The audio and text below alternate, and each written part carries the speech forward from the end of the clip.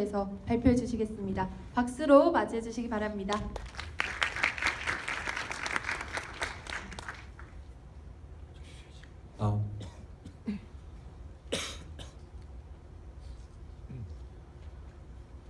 TV 화제성을 조사 발표하고 있는 굿데이터 코퍼레이션의 원순호입니다. 감사합니다.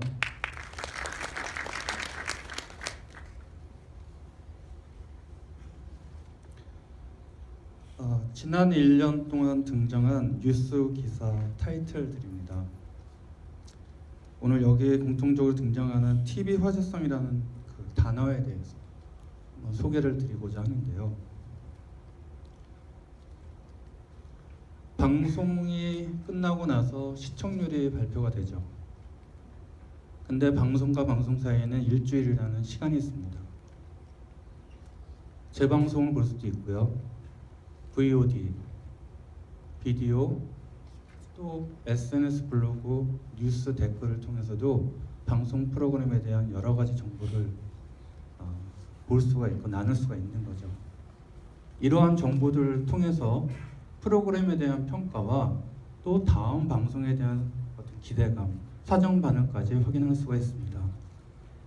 더 나아가서 제작 발표 후 첫 방송이 되는 그 사이의 사전 반응도 확인할 수 있는 거, 이게 TV 화제성과 시청률의 가장 큰 차이점이라고 할 수 있겠습니다. 분석 방법입니다. SNS, 블로그, 카페, 뉴스 댓글 등 다양한 채널을 통해서 프로그램에 대한 의견들을 수집을 하여 정량 분석을 합니다. 정량 분석 결과를 통해서 각각 프로그램의 경쟁력이 나오겠죠. 또 프로그램에 출연한 출연자의 경쟁력까지 함께 저희가 분석해서 어떤 결과를 리포팅하고 있습니다. 저희가 분석하는 거는 네티즌이 올린 게시글도 있죠. 게시글의 내용 분석을 하다 보면 왜 이 프로그램의 경쟁력이 이번 주에 올라갔고 아니면 화제성이 떨어졌는지, 출연자가 왜 부정적인 평가를 받고 있는지 등등등에 대해서 또 알 수가 있습니다. 그게 TV 화제성입니다. 이러한 그 집계는 매주 월요일에 이제 순위 발표가 되는데요. 2016년도 1월 4주차 기준 발표 결과입니다. 뭐 순위가 1위부터 이제 밑에 쭉 저희가 한 240개 프로그램을 매일 분석을 하는데 전체적인 순위를 보실 수도 있지만 우측에 보시면은 뉴스, 블로그, 트위터, 동영상 각각에 대한 경쟁력을 또 파악하실 수가 있습니다. 예를 들어서 K-POP 스타 같은 경우는 14위이지만 동영상에 있어서는 4위로 좀 높네요. 그리고 MBC의 능력자들은 22위인데도 불구하고 트위터 부문에서는 7위로 높게 나타났습니다. 즉 프로그램의 성격에 따라서 그 채널별 반응도 틀리다는 걸 볼 수가 있는 겁니다. 방송국 순위도 나오는데요.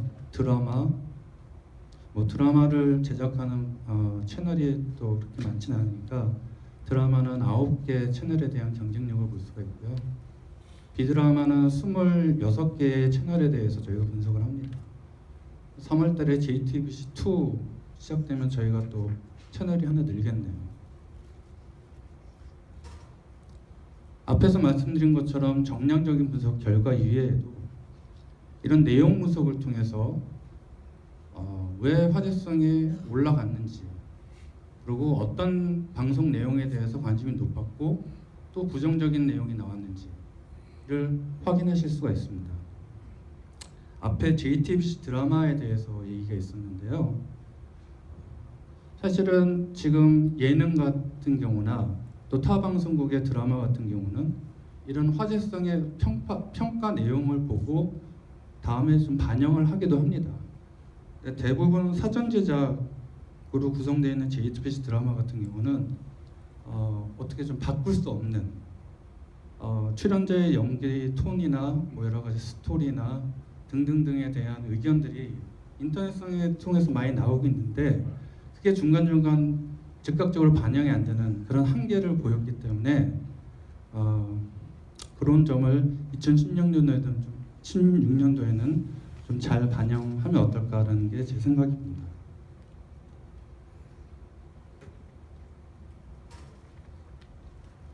자, 지금부터는 2015년도 결산 분석한 결과를 보면서요. 그동안 형성된 어떤 새로운 경쟁 구도에 대해서 설명드리도록 하겠습니다. 2015년도 2분기만 해도 종합편성이 차지한 그 화제성 점유율은 12.2%밖에 안 됐었습니다. 4분기에 들어서 17.9%로 늘어나면서 케이블과의 격차가 많이 줄어들었는데요. 이는 JTBC뿐만 아니고 채널A, TV조선까지 어떤 젊은 시청자와 가까워지는 노력이 반영된 결과로 분석되고 있습니다. 화제성을 놓고 보면 탑5가 형성이 됩니다. 비드라마에 대한 어떤 월별 추이인데 MBC가 3월에 복면가왕 마리텔을 탑재한 이후로 안정적으로 1위를 계속 유지하고 있죠. 그 이후에 그 밑으로는 이제 KBS부터 JTBC까지 4사가 경쟁을 했는데요. 뭐 오늘 JTBC 미디어 데이니까 JTBC가 최근 작년 말에 슈가맨과 마리화나 등을 안정적으로 정착시키면서 1월 내내 비드라마 화제성 부분 2위를 차지한 결과를 볼 수가 있었습니다. 드라마의 경우는 절대 강자 채널은 없었습니다. 하지만 마지막에 TVN 드라마들의 어떤 활약은 대단했죠. 지금 현재 모든 방송국에서 TVN 드라마의 이 상승세가 어디까지 이어질지 상당히 궁금해하고 있습니다. 2015년도에 요일별로 최고의 화제성을 리드한 그 프로그램을 저희가 이제 선정을 했는데요. 월화 수목 금토 토일 그다음에 일일 아침 일일 저녁까지. 근데 여기서 특이사항은 월화의 후아유, 토일의 송곳, 시청률과는 다른 화제성에서의 어떤 경쟁력을 찾아볼 수가 있었습니다. 요일별로 지상파와 비지상파의 어떤 화제성 점유율을 보면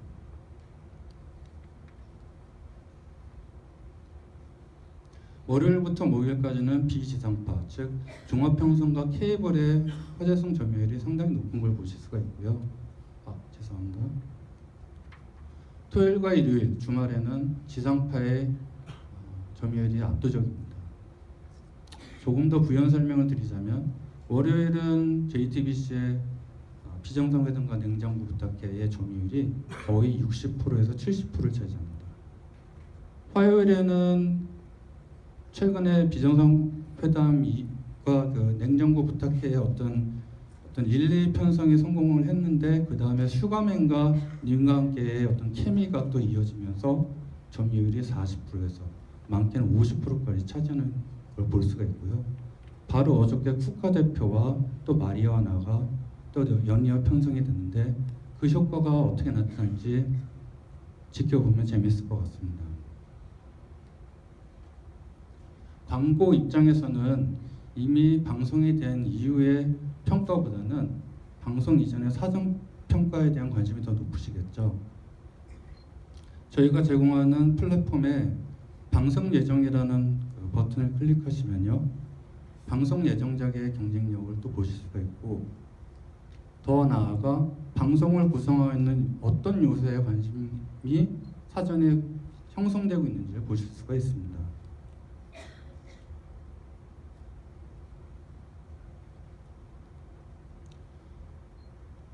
프로그램에 있어서 가장 중요한 요소는 뭐 여러 가지 있겠지만 출연자죠.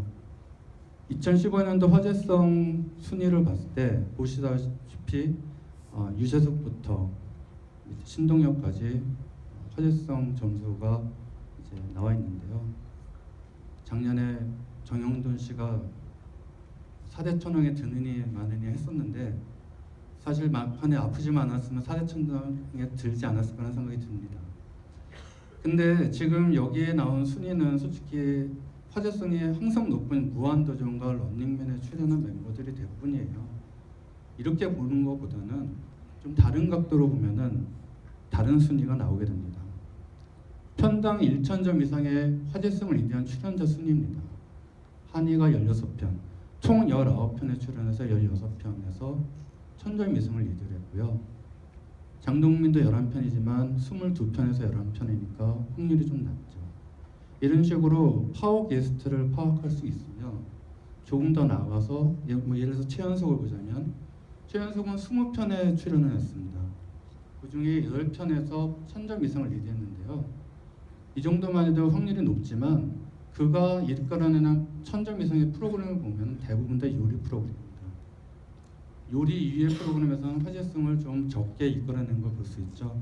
이걸 통해서 어떤 출연자가 적시적소에 어디에 출연하는 게 맞을까를 또 방향을 설정해주는 역할도 화제성이 할 수 있다고 생각합니다.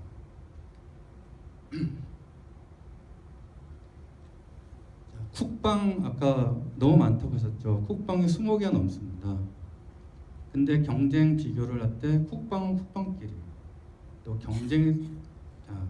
건강생활 프로그램끼리, 또 추석 특집은 추석 특집끼리 이렇게 주제별로 비교 분석할 수 하는 게 필요하지 않겠습니까? 사실 저도 TV를 보면서 지금 내가 보고 있는 게 본방인지 재방인지 어느 방송국에서 몇 시에 하는 프로그램인지 모르고 보는 경우가 많거든요. 그래서 비교 대상은 꼭 모두 화제성이 항상 1, 2위를 형성하고 있는 무한도전이랑 할 게 아니고 동종 프로그램과 비교하는 게 보다 효과적일 거라고 생각이 듭니다.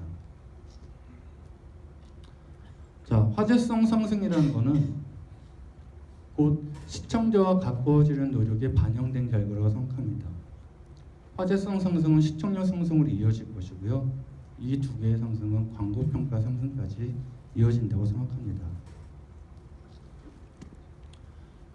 굿데이터에서는 2015년도에 이어서 2016년도에도 화제성과 시청률의 상관관계, 그리고 사전 예측, 출연자의 경쟁력을 보다 입체적으로 분석하고자 하고요. 출연자 프로그램 간의 관계를, 그리고 재시청 가능성. 그러니까 PPL 같은 경우는 그냥 본방에 대한 시청률만 중요한 게 아니고 PPL이 들어간 방송 같은 경우는 다음에 재검색에 대해서 또 한 번 노출이 될 확률이 있는 거 아니겠습니까? 그런 가능성을 측정하는 데 있어서 연구를 하고자 합니다. 그걸 통해서 단순히 광고 효과가 높다, 낮다 뿐만 아니고 얼마나 PPL 광고 같은 경우는 그 효과가 지속될 수 있을까. 마지막으로 기왕이면 좋은 이미지로 광고가 노출되면 좋지 않겠습니까? 그래서 그런 프로그램 평가를 함께 제공할 수 있도록 노력하겠습니다. 여기 계신 분들이 이 데이터에 대한 관심을 좀 많이 가져주셔야 저희도 자극을 받고 또 많은 질문을 해주셔야 그걸 해결하려고 저희도 보다 발전할 수 있을 것 같습니다. 감사합니다.